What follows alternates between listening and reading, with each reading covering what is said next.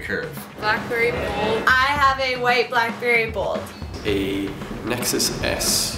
I have an LG Android. There is a heated debate over whether the omnipresent nature of cell phones in education is helpful or harmful.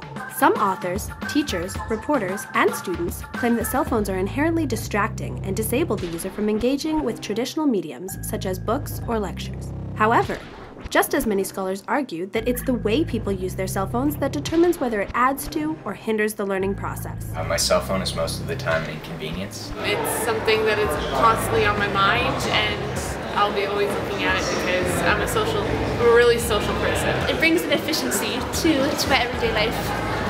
As expressed by Howard Rheingold in his work on new media literacies, attention is an important issue in regards to new media.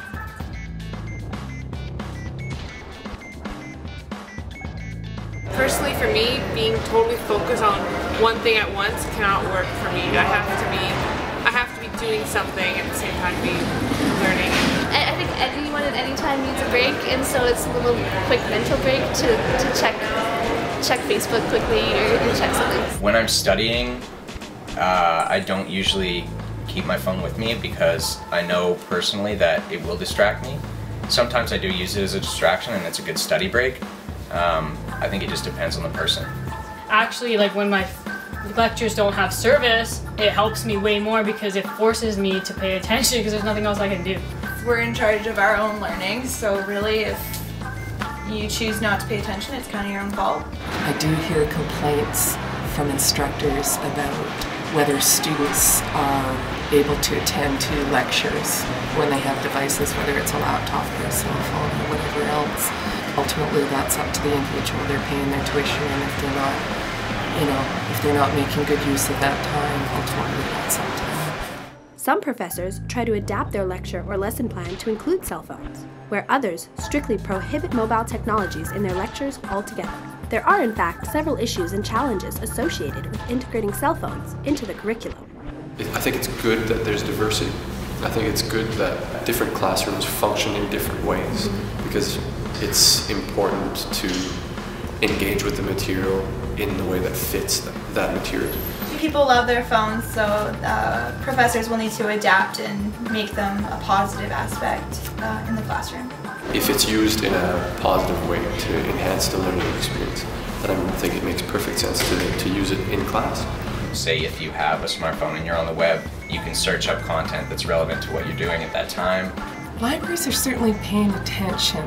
One of the things that libraries have been interested in is writing apps that would be suitable. I mean, you could make an educational app, but not everyone has a smartphone or app capabilities on their phones. But SFU has actually said no to the creation of apps that are specific to SFU because they don't want to disenfranchise students who don't have mobile devices. You don't want to put the students who don't have a mobile phone at a disadvantage.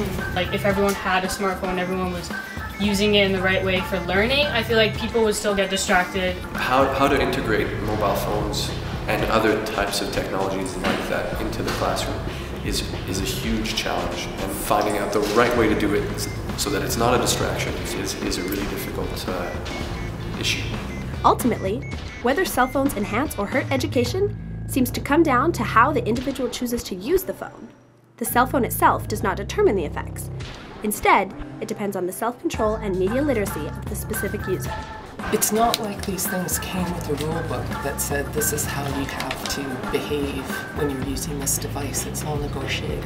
I do feel like my phone, I control whether it's a distraction to me or not. It can distract me, I guess, if I get a text, but I also don't have to read it. As long as they figure out to integrate things like mobile phones into their learning experience in a way that's positive and that actually helps them, then I don't think it's a problem. It's all dependent on the person.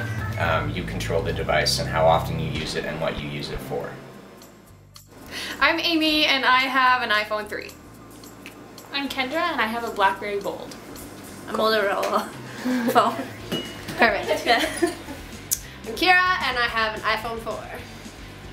I'm Emily and I have a Kibo too. That talking on your cell phone in class is Cut it out, cut it out. or adapt or perish. Came in without a swear. Like, I do.